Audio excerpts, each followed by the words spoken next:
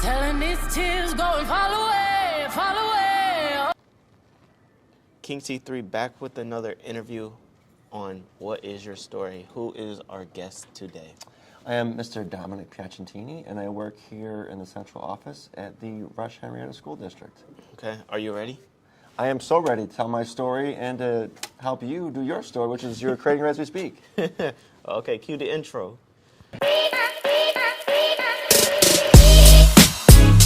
So my name is Tylese Dorsey Patros. Today's guest, please introduce yourself. Hey, I'm Omar Hussein. I'm the new principal at Raw Junior High. Let's go!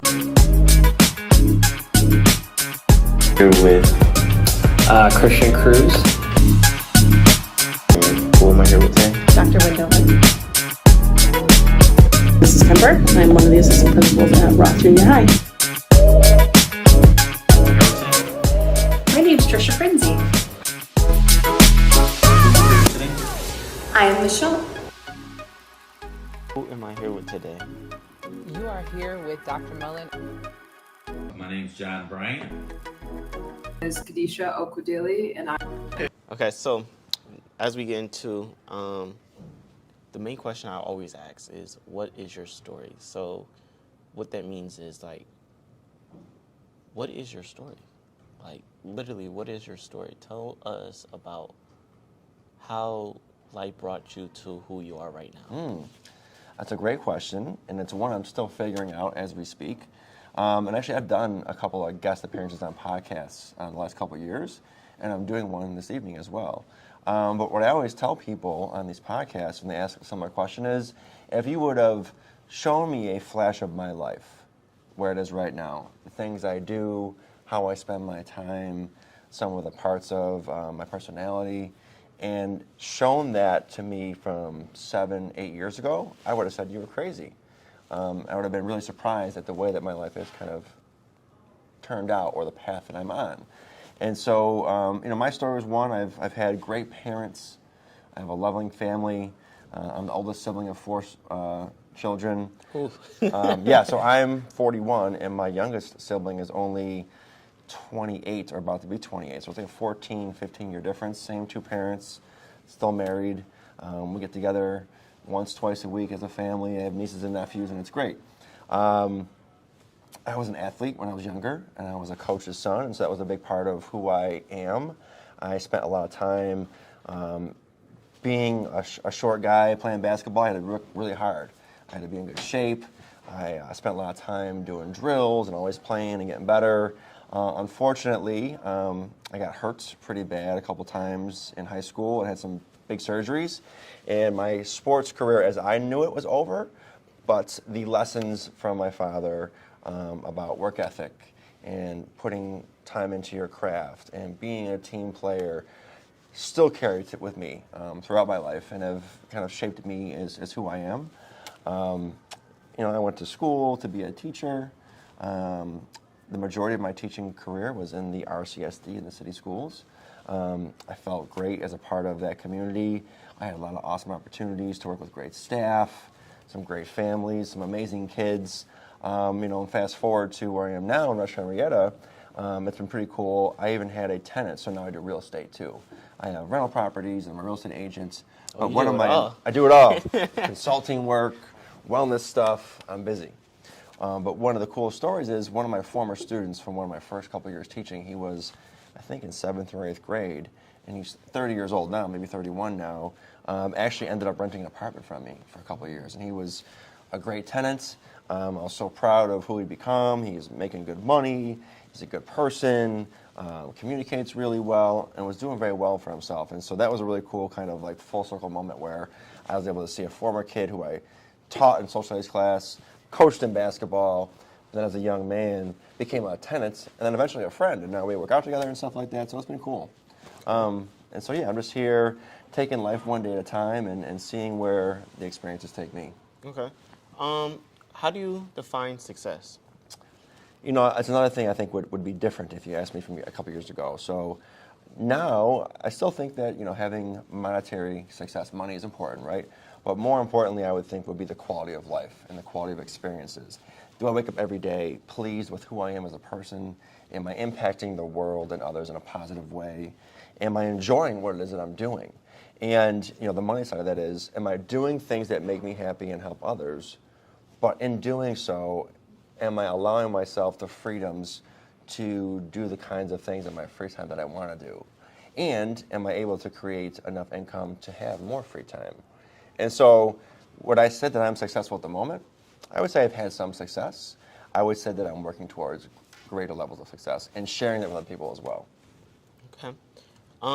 What is your favorite childhood memory? Great question. A favorite childhood memory. I'm blessed. I have had two great parents. Like I said, the siblings. I had a lovely childhood. I would say just spending time with family.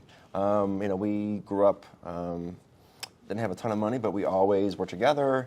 We always prioritized having meals together. And so even as an adult today, I still go back to my parents' house once, twice a week with my siblings and our family. And we still get together on Thursdays and most Sundays and have a big meal together. And so I guess, that continues where a lot of us now cook and we share the cooking responsibilities and we make these great meals and we just share it. And so being with my family, my parents, my siblings, our friends and family together and sharing a meal is just something that's a part of my culture and a part of my past, present, and definitely my future as well.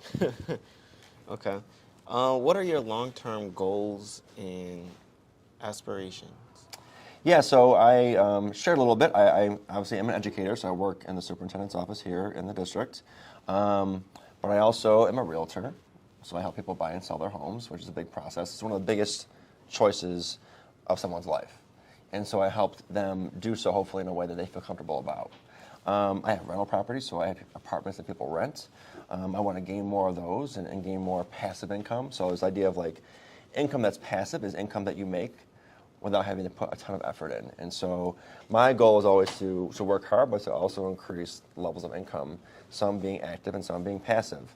I have a consulting business, so I work with school districts, I work with businesses, I work with teams, organizations to communicate better, to build a better positive culture, and to even implement what's called restorative practices. And so for me, my long-term goals is to be able to become more successful by impacting more people and by creating a lifestyle where I am my own boss and I am able to generate a lifestyle that affords me free time to do things I want to do, but also to earn a living in a comfortable way that helps others be better people and better productive citizens. Okay.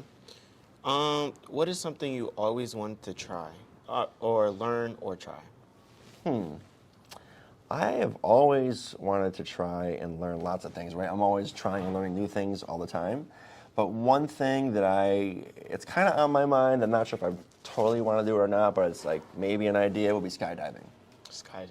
Ooh, that's kind of Yeah, scary. I don't know. I'm not a big heights guy, so it could be conquering a fear, but it could be also a little risky too. Now, since you said this isn't on my list, but what is one of your fears? My biggest fear, I think, in life is being at the end of my life. Hopefully that's many, many, many years down the road, right? But looking back on my life and still not having taken risks or taken the chance to pursue things that would make me happy. And so I want to look back at my life when that time comes and be happy and content with the way that I treated people and the way that I lived my life and that I enjoyed every moment as much as possible. Okay. What are your core values and beliefs? You got some good questions, Timmy. I'm proud of you, man. I guess my core values is that I want to leave the world a better place. I want to leave almost every interaction that I'm in a better space than I left it. And so I want to treat people well. I want to help people, whether it be students, whether it be coworkers, whether it be someone I meet out on the street, right? I want to have positive interactions. I want people to treat each other better. And I want people to return to a more humane way of interacting. And so I went to a pretty crazy experience this summer. I went to what's called the Burning Man Festival, which is a different thing. And I went there and I was able to do a lot of my yoga and meditation and engage in conversation with really unique people from all over the world. And one of the things that stood out the most from that experience for me was that in that space with no cell phone service, in the middle of the desert, with all kinds of like crazy concerts and things happening, you can choose to be calm, you can choose to be present, and people were so eager to have deep conversations, talk about their story, hear yours, and it felt like, in some ways, the way we're supposed to interact with each other, like really caring about each other, really being open, not having like a judgment of others. And so one of my core values is to kind of bring some of that into every interaction that I have with people out here in the real world. Okay. What is your favorite way to give back to your community? I've done it over the years in different ways. So before working in Rush Henrietta, I worked in the city schools. And so a big part of me felt like that's where I belonged, right? Working with that population of students. I live in the city, working with the staff that was there. It has its challenges. And so when I left, I felt a little bit guilty. And so one of the ways that I gave back to that community was a good friend of mine, Mr. Deanna Rogers, who's a principal over at East High School, started an organization called Riverflow Soccer. And I'm not a soccer guy, but it was all about bringing the community together to bring the sport of soccer to the urban youth of Rochester and to bring in families from the suburbs to mix in and be a part of that community. And so for a couple of years, I was on the board of that organization as a way of giving back. Now I involve myself in other ways. So I run with some other people, something called Flowers for Yoga League. And so we use the yoga and meditation approach to bring people together and to build community, make new connections, to speak to each other, to make new friends. But we also raise money. And so, for example, our last week of the season coming up here in November is going to be around Thanksgiving time. And so we're having a team challenge. The team that brings in the most goods for Food Link will win the team challenge for that week. And so just always being involved in sharing what I've learned, sharing in the benefit of some of the lifestyle changes that I've made for myself, and allowing everyone that I meet to be able to have access to try and learn those things too. Okay. Since you said East, did you ever work at East High School? That was one of the few schools in the city where I didn't work at. I would go there from time to time, but I was never an official employee of East. A couple of years I worked in their central office, and I would go to East to work with their staff, but I never was an actual East High School teacher or principal, no. Okay. Oh, well, we already answered that question. I think you did, kind of.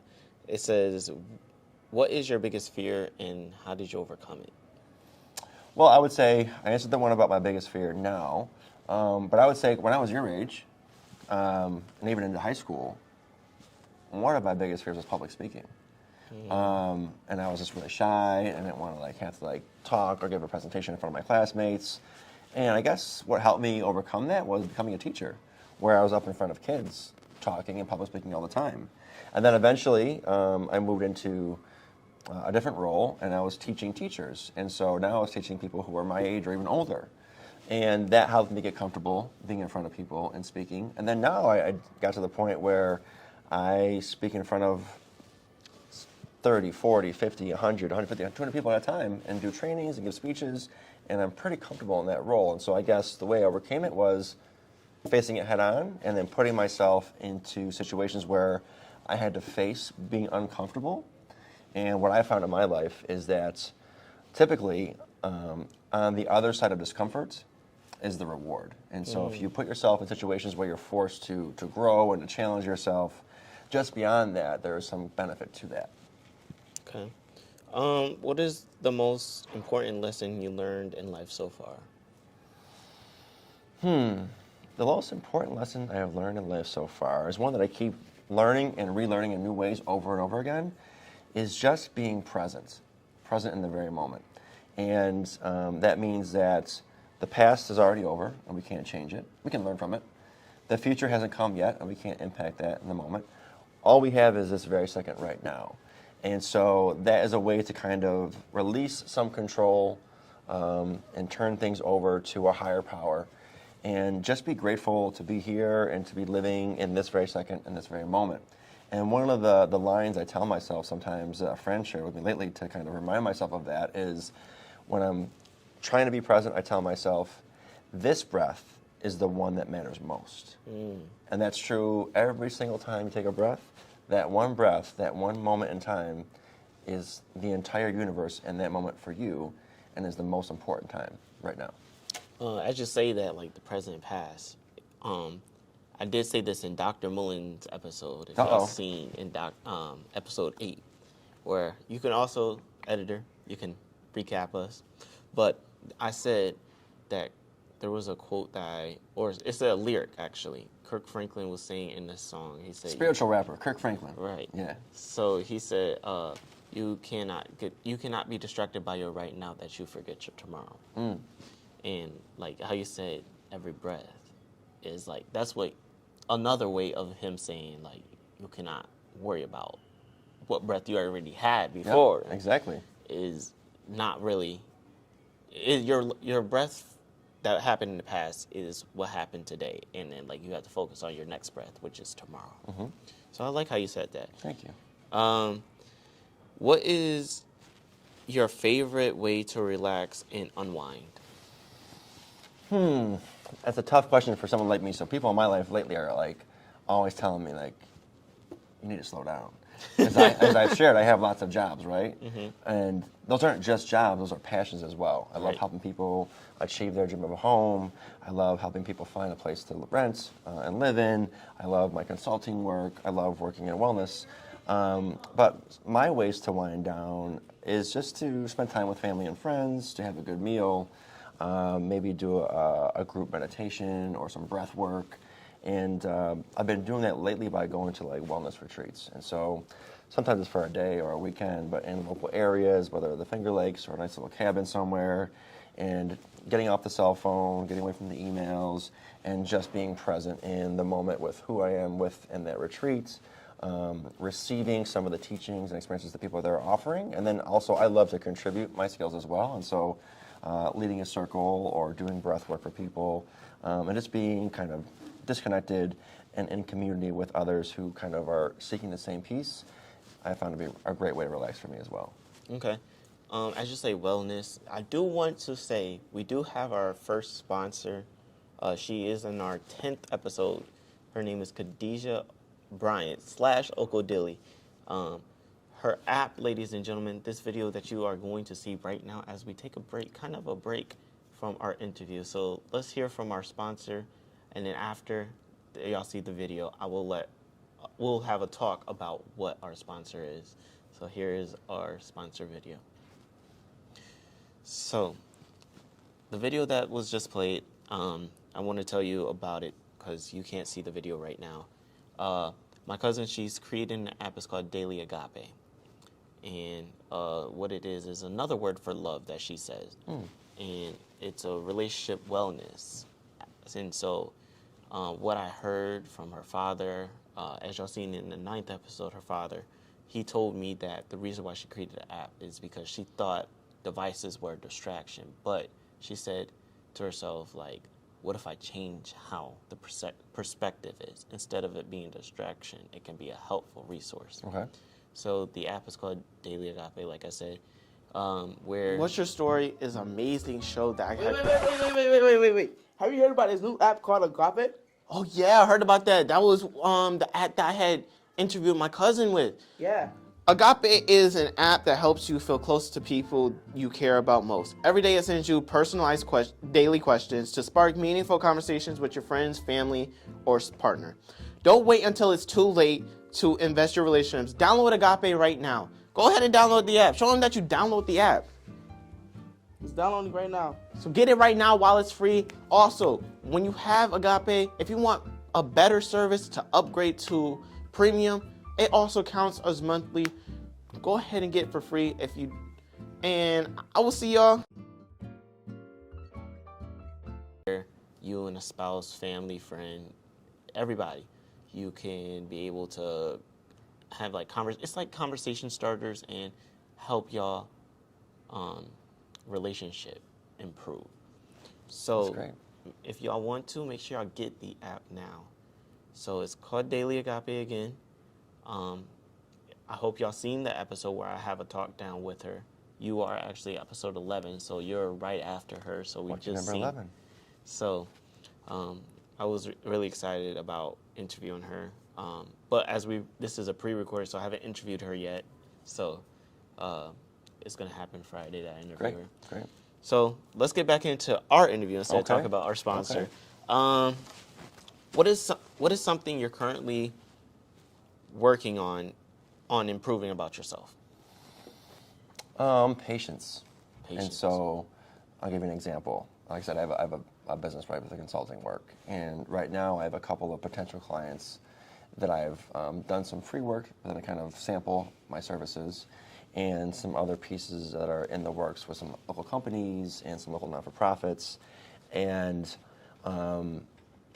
their companies or their organizations that I care about, their message and their work. And so I want to help them, and I also want to grow my business.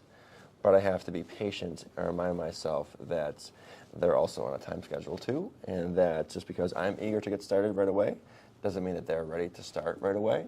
And so I'm currently always just kind of working on being patient and just trusting, and in some ways kind of letting go of control and being present in the moments and being grateful and allowing things to happen as they're going to. Okay. What is your favorite travel destination? I would say San Diego, California. I've been there, I think, 4 of the last 5 or 6 years in a row. I went for a friend's bachelor party back in 2019, and I just fell in love with the weather, the food scene, the yoga scene, the beaches, the culture there. And so I've been going back a lot. I just went to Puerto Rico back in May, which was awesome, great food and stuff too. I was debating going back to San Diego for like the second time in 3 months.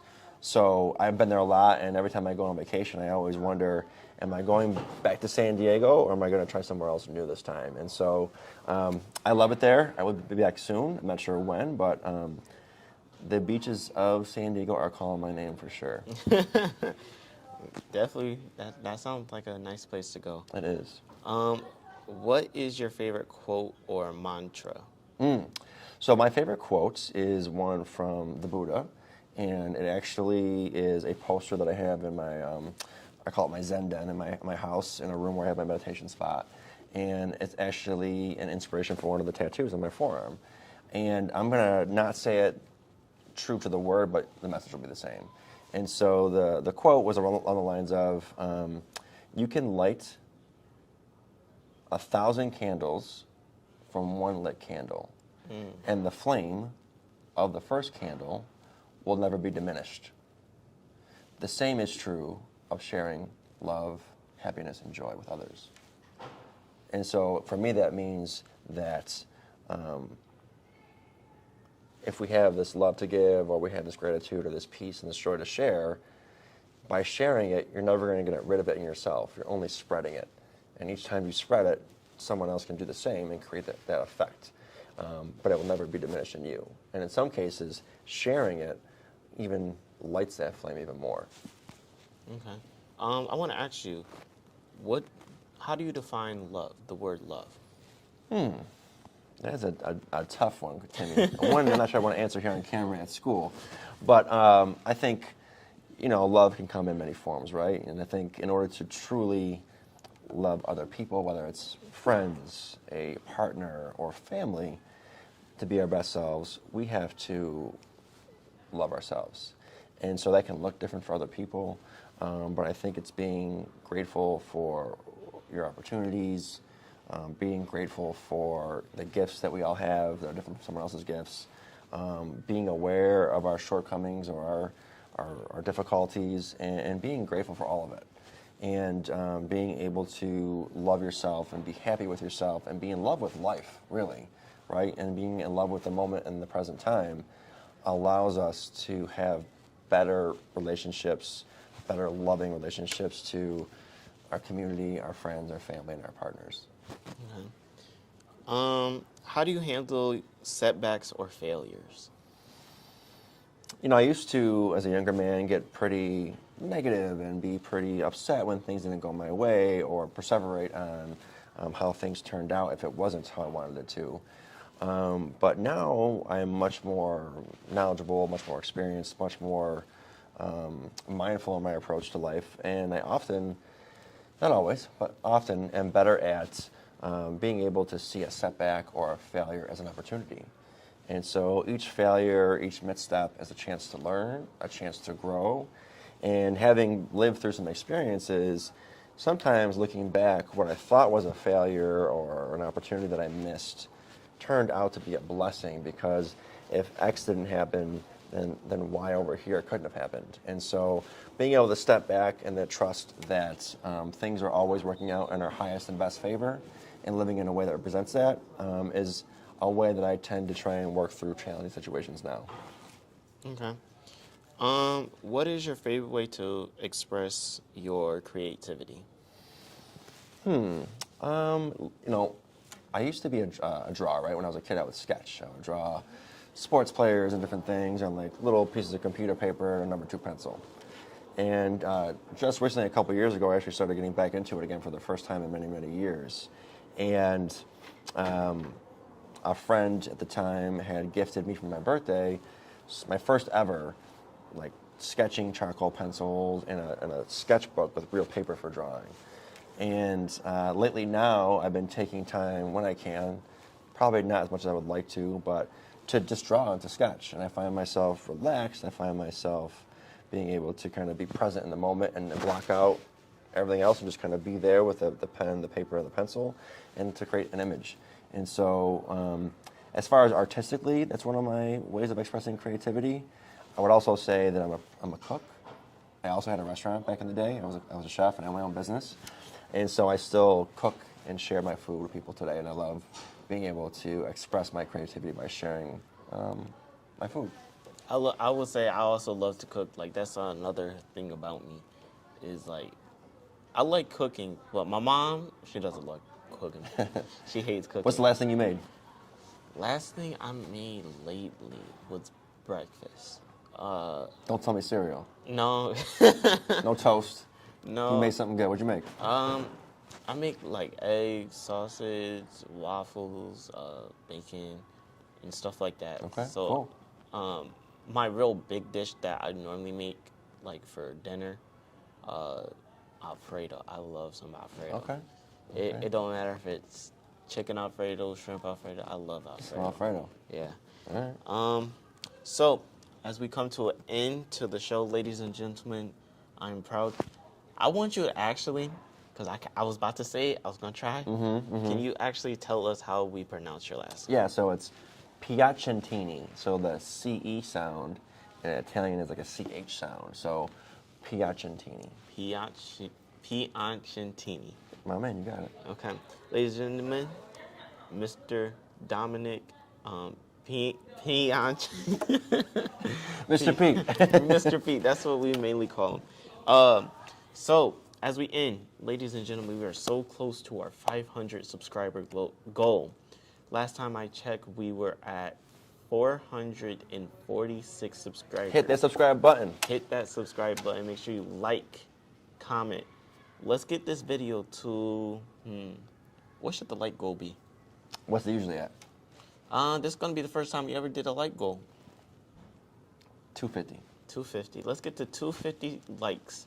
And also comment if you guys want anybody to come onto the show that you know. Let me know in the comments. And do you want anybody to come onto the show? Are you talking about staff at school or just anywhere? Anywhere. You know what? I'm pretty plugged in with the community, so let me do some thinking on that, and I'll get you a good guest. Okay. We'll talk offline. Okay. So, and then, how did you like the show?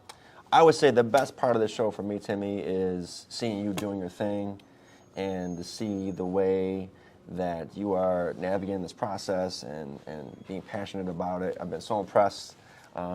Timmy and I met a couple years ago when he was in 7th grade, and I was helping run the school here for a few months. And we kind of bonded over a tough situation that you were going through with a staff member. And we've stayed in contact ever since. And so I was really proud to see you doing well in school, but also like following a passion while you're at school and doing what you want to do for yourself. And so the best part for me is seeing you doing your thing, man. Okay.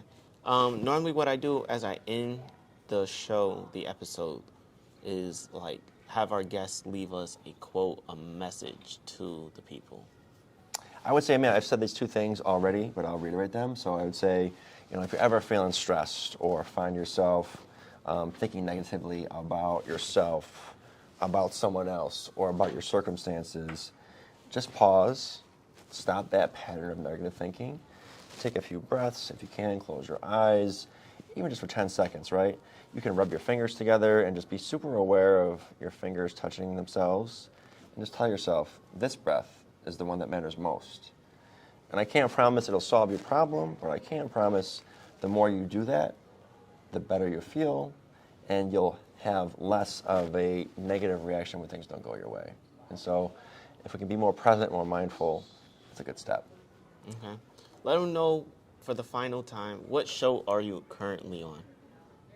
What show? Yeah, what's the show called? Oh, we talked about this. What's your story?